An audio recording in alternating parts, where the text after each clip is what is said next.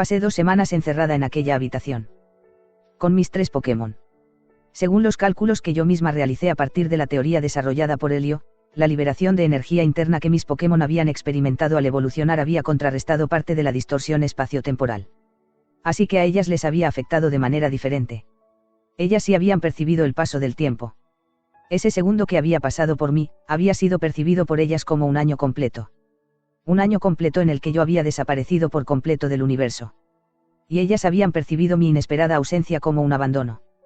Mentor, por otro lado, no solo no había percibido la distorsión por estar aislado dentro del tanque, también estaba demasiado débil como para intentar siquiera moverse. Tuve que darle de comer yo misma durante todo ese tiempo. No hay palabras para describir el estado en que me encontraba. Nadie me trató las heridas que me habían producido Manuela y Mircala. Nadie me trajo medicinas para ayudar a Mentor a restablecerse. Yo había vendido mi alma por el equipo Galaxia.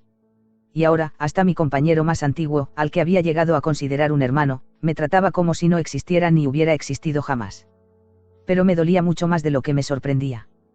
Porque, aunque había intentado no pensar en ello, siempre había sabido que Saturno era tan despiadado como el mismo Helio, y tal vez mucho más cruel. Pensé en Cynthia y en su abuela. En lo mucho que me habían dado, y lo poco que me habían pedido. En el amor que me habían mostrado. Gracias a nuestra anciana, yo había descubierto mi pasión por la física. Gracias a Cynthia, había descubierto mi pasión por los Pokémon. Y sobre todo, había conocido a Mentor. Pero, todavía más, pensé en mi padre, Mercurio. Y recordé lo que la abuela de Cynthia me había dicho justo antes de que fuera a verlo al hospital. Que él había intentado extirparse sus propias emociones, porque le dolían demasiado. Entonces comprendí que, en realidad, mi padre no había necesitado aprender a quererme. En realidad, siempre lo había hecho. Pero también me culpaba de la muerte de mi madre, y aquella contradicción le dolía casi tanto como haberla perdido a ella. Recordé la sonrisa que tenía en los labios cuando, por fin, aceptó aquella contradicción, y me dio su primer y último beso de padre. Pasé varios días llorando al comprender esto. Me di cuenta de la magnitud del sacrificio que Helio me había exigido, y de la cantidad de tiempo que había perdido, separada de mis seres queridos, obligada a verlos lo menos posible. Un tiempo que no recuperaría jamás. Me di cuenta de que lo único bueno que había sacado de todo aquello había sido conocer a Manuela y Mircala, que ahora me detestaban con todas sus fuerzas. Y también me fui dando cuenta, poco a poco, de lo que pretendía hacer Helio con la máquina que había probado en nosotros. No podía ser casualidad que, de todos los Pokémon legendarios que existen en el mundo, los que más le atrajeran para extraerles la energía fueran los espíritus de los lagos. Los seres de la emoción, la razón y la voluntad, de los que nuestras leyendas decían que habían sido el gran regalo de Arceus para la humanidad. Los que nos habían dotado de la capacidad, el deseo, y la sabiduría para amar a todos los seres vivos y vivir en armonía con ellos. No podía ser casualidad que lo primero que nos hubiera pedido al contratarnos, hubiera sido que le entregásemos nuestro tiempo y nuestro espacio, y lo que nos había pedido al ascendernos fuera que renunciáramos por completo a nuestra razón, nuestra voluntad, y nuestras emociones. Era obvio que había provocado la distorsión que había tenido lugar en su despacho totalmente adrede. Que sabía perfectamente lo que iba a ocurrir si interactuaba con el cristal de energía que había extraído de Mentor. Sin embargo, estaba decidido a intentar provocar una distorsión aún mayor. Una distorsión cuyas dimensiones eran prácticamente incalculables. Por lo tanto, su auténtico objetivo solo podía ser provocar cambios irreversibles en el tejido de la realidad. Aquello era a lo que se refería con crear un nuevo universo. Pensé seriamente en advertir a uno de los reclutas que me traía la comida. En pedirles que le entregasen un mensaje a Saturno. Helio había diseñado su plan de manera que algunos de los administradores no supieran lo que estaba haciendo en realidad, y mi antiguo compañero era cruel, pero no estaba tan loco como para sumarse a un plan tan descabellado. Pero yo sabía que no solo no me creerían, sino que el mensaje iría a parar directamente a manos de Helio. Lo sé porque, hacía unos meses, yo también lo hubiera hecho. Y me sentía tan impotente ante esta situación que creía que acabaría volviéndome loca. Todavía a día de hoy, no estoy segura de cómo pude soportarlo. Pasaba las horas muertas elaborando planes de huida que sabía que jamás podría concretar, pero eso no hacía que pasaran más rápido. Era como si el tiempo se condensara, y dejara de fluir en aquella habitación. Aunque tenía calendarios y relojes para medirlo, y por eso sé que solo fueron 2 semanas, todavía tengo la sensación de que fueron 2 siglos. Creo que lo único que me ayudaba a mantenerme cuerda era dormir. Los sueños se estaban haciendo cada vez más vívidos, hasta el punto de que aquella especie de peregrinación eterna por el subsuelo de Sin no me parecía más real que mi encierro en la base Galaxia. Llegó un momento en el que empecé a tararear aquella melodía también mientras estaba despierta. Mientras comía y le daba de comer a mis Pokémon. Mientras me duchaba, bruñía a Manuela y cepillaba a Mentor y a Mircala. Mientras permanecía acostada en mi catre, con la mirada clavada en el techo, o acunaba a mis Pokémon si dejaban que los abrazase. Poco a poco, empecé a notar que ellos habían empezado a cantarla conmigo.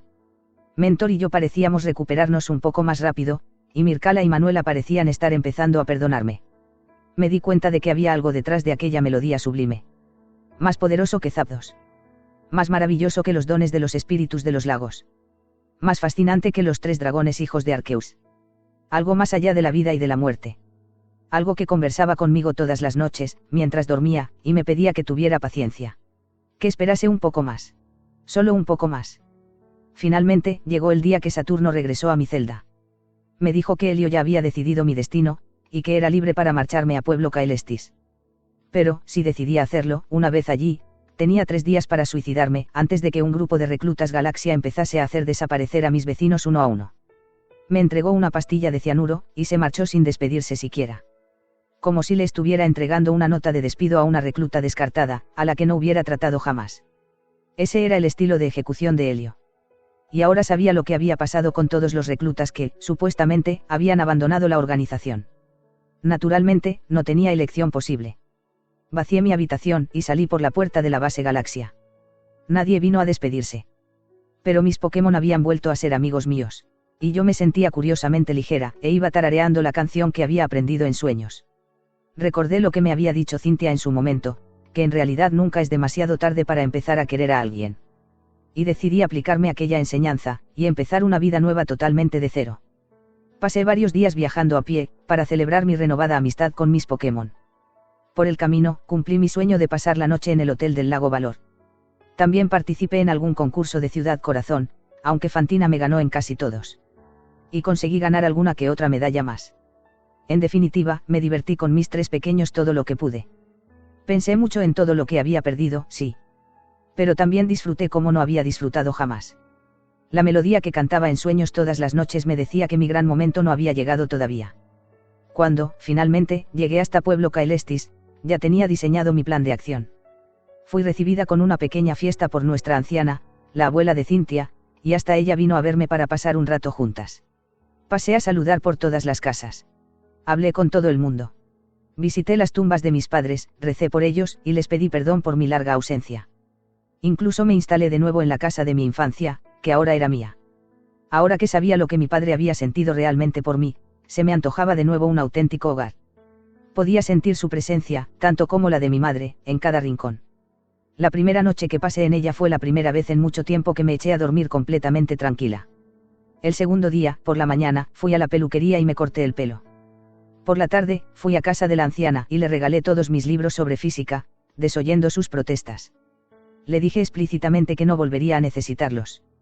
Ella no es en absoluto estúpida, y me conocía bien. Yo sabía perfectamente que interpretaría aquel mensaje tal y como yo quería, y pensaría que estaba planeando quitarme la vida. De hecho, me recordó que podía contar con ella si necesitaba hablar. Esa noche, por fin, le di los últimos toques al plan que había estado madurando durante todo mi viaje de regreso. En una nota de suicidio estándar, confesé con nombres y apellidos todos y cada uno de los crímenes que había cometido durante mi pertenencia al equipo Galaxia. Pedí perdón a Cynthia y a su abuela por haberlas decepcionado. Y me despedí de ellas para siempre. Las lágrimas que emborronaron un poco las palabras no eran falsas. Sabía que les estaba haciendo un daño terrible. Pero no podía echarme atrás, si quería que aquella pesadilla acabase algún día. Así que metí la carta en un sobre y la mandé por correo urgente a Cynthia, para que la recibiera al día siguiente en la Liga Pokémon. Sabía que ella se encargaría personalmente de hacer público lo que fuera necesario, y de hacer caer al equipo Galaxia. Tal vez, si era posible, de salvarme a mí. Lo último que deseaba era morir, pero era un riesgo que estaba más que dispuesta a correr, si eso salvaba a las personas a las que quería de las represalias de Helio y sus 4 acólitos. No pensaba permitir que el equipo Galaxia continuara robando, secuestrando, e incluso matando, sin que nadie se diera cuenta de lo que estaban haciendo. Mi corazón me decía, no obstante, que aquel no iba a ser mi final. La primera vez que había oído aquella misteriosa canción, había pasado miedo. Había pensado que era la voz de la muerte, a la que Mentor se entregaba dócilmente. Pero ahora sabía que la realidad era muchísimo más compleja. Sí, aquel ser era tan poderoso que podía destruirme con solo desearlo. Pero también era el ser que nos había curado, y el que nos había devuelto nuestra amistad. Era el ser que me había guiado hasta Mentor aquella noche, el que me había mantenido despierta el tiempo suficiente como para ayudarle a que sobreviviera a sus heridas infectadas, y el que lo había ayudado a él a enfrentarse a la situación sin miedo. También era el que me había mantenido con vida y salud durante mi encierro. Era el ser que me había dado, finalmente, el valor que necesitaba para desafiar a Elio. Entonces, dejé en la mesa de la cocina un vaso de agua con mis huellas y mi ADN en él, y salí de mi casa, dejando la puerta abierta. Sabía que Elio no selecciona a sus administradores precisamente por ser estúpidos. Si quería tener la menor oportunidad de escapar de verdad, es decir, de conseguir que mis excompañeros de equipo creyeran que estaba muerta, durante el tiempo suficiente como para que no empezaran a cumplir su amenaza, necesitaba desaparecer. Por lo tanto, no tenía el menor sentido que me escondiera en el subsuelo. Y, menos todavía, en los pequeños túneles interconectados que había bajo Pueblo Caelestis, de paredes tan duras que ni siquiera podía hacerme una base secreta, menos todavía encontrar un rincón en el que meterme con mis Pokémon. Iba con mis 3 Pokémon al lado, para sentirme acompañada. Mi primer plan era seguir la ruta que Cynthia y yo habíamos descubierto para los Dunsparce, y refugiarme en las islas deshabitadas del oeste. Era el único sitio que se me ocurría en el que podría contar con comida y agua suficiente como para aguantar indefinidamente, en el que no me encontraría con nadie, y en el que solo a Cynthia se le ocurriría buscarme.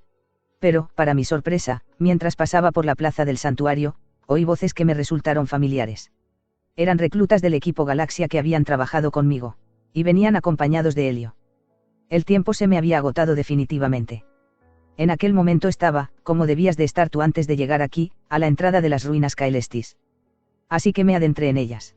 Era una ratonera, pero no se me ocurría nada más. Entonces, volví a oír la canción, físicamente. Parecía brotar de las mismas paredes, de la boca de las imágenes, de las piedras del suelo. Mentor, para mi desesperación, empezó a responder emitiendo su poderoso aullido, como aquella noche en la que había estado a punto de morir. Y volví a tener aquella sensación de que su lamento se hacía uno con la melodía. El corazón me latía cada vez con más fuerza. Era obvio que nos habían descubierto. Veía sombras acercándose hacia nosotros, y las voces de Elio y sus secuaces, aunque ininteligibles debido al sonido que estaba emitiendo Mentor, se oían cada vez más cerca. Cuando ya estaba convencida de que me iban a atrapar allí, sin que yo se lo pidiera, Mentor usó terremoto. Y el suelo se abrió bajo nuestros pies. Al principio pensé que caería a los túneles del subsuelo. Y que entonces, el equipo Galaxia podría seguirme, y acorralarme allí, como un ratata en una ratonera. Pero no fue así. La estancia a la que había accedido estaba muy oscura. No había más luz en ella que una especie de antorchas, cuyas llamas no emitían sonido, ni se movían lo más mínimo.